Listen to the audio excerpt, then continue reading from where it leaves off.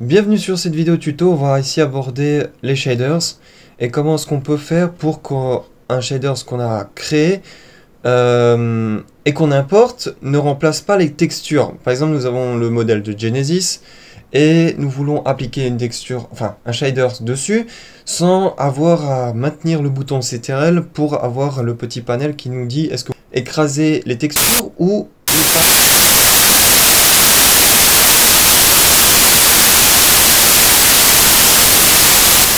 fameuse scène,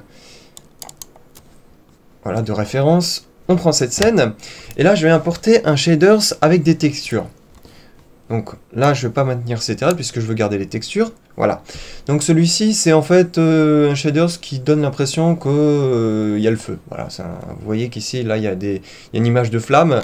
Donc le but c'était de donner l'impression que c'est un truc en feu. Je vais pas faire un rendu parce que ça va faire ramer la vidéo.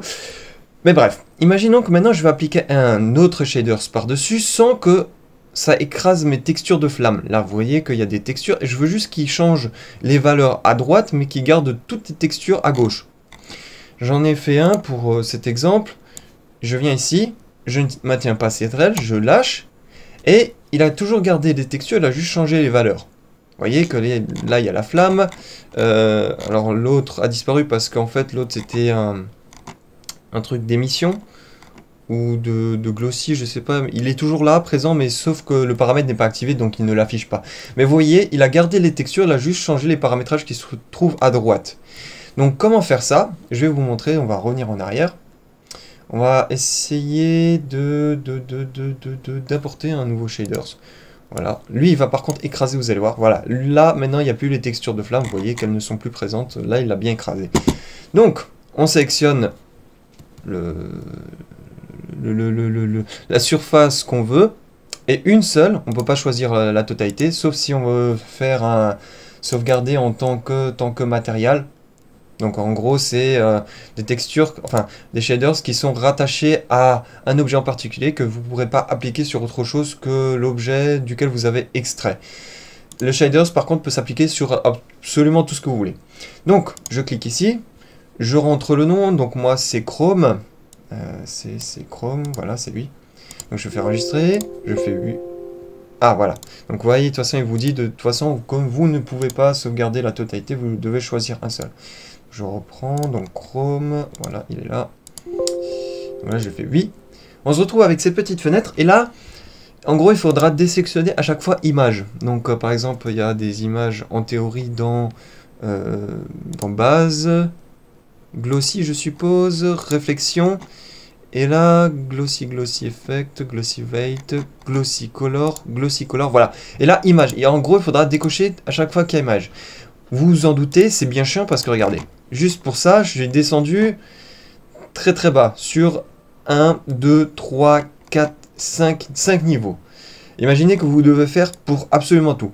Il y a une petite astuce, vous cliquez ici, vous faites uncheck all image. Donc en gros, ça va décocher toutes les images. Vous voyez que là, c'est décoché. Avant, c'était coché. On peut en prendre un autre au pif. Top coat, général, color. Et voilà, vous voyez que là, c'est désélectionné. Une fois que c'est fait, vous cliquez sur accepter. Et lorsqu'on va importer, donc je vais refaire la même manip. On va peut-être choisir ça, voilà. Pour que ça soit joli un minimum. Voilà. Là, il y a de la texture. Je applique Chrome. Et voilà, il a gardé la texture. Donc, avec cette méthode, vous pourrez sauvegarder directement des shaders sans avoir à maintenir le bouton CTRL. Je vais vous montrer tout de suite en quoi ça consiste. Donc, on repart en arrière. On va importer maintenant un autre shaders qui écrase les textures. Bulle, par exemple. Ou... ouais, écoutez, je vais prendre cire. Je viens là, je maintiens le bouton CTRL. Non, voilà. Le problème, c'est que ça marche une fois sur deux. Je maintiens CTRL, là ça va marcher. Voilà. Il va ouvrir cette fenêtre, il va vous dire est-ce que vous voulez écraser les images ou vous voulez ignorer? Est-ce que vous voulez les remplacer ou ignorer? Donc là, je me tapais ça à chaque fois, c'était assez chiant puisque de base, je ne veux absolument pas de shaders avec des textures sauf cas exceptionnels comme pour le feu ou pour la lave ou pour des effets très spéciaux. Mais de base, je ne veux aucun shaders. Donc, ça me faisait juste chier parce que je savais que je devais absolument appuyer sur CTRL. Voilà, donc maintenant, ça a gardé la texture. Mais voilà, c'est juste chiant. Donc maintenant, vous avez la technique pour que ça soit automatisé. Et ça, c'est cool. Ce sera tout pour ce tuto. On se retrouvera pour d'autres vidéos, bien évidemment. Et moi, je vous dis à plus.